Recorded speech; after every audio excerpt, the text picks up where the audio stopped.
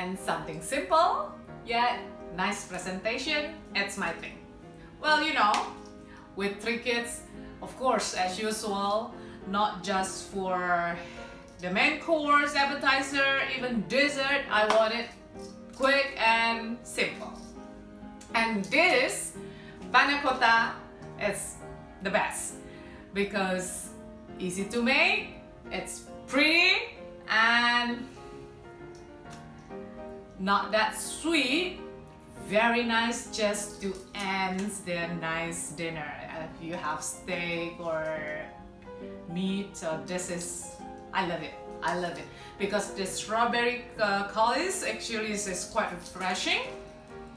And yeah, white, vanilla cream, and the strawberry coulis red color. It's very nice combination, red and white. See how to make it. It's very easy.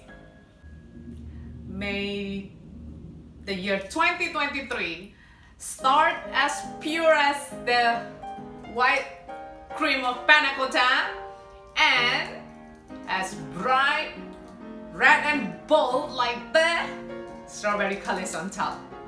Happy New Year, everybody! Wish you all the best.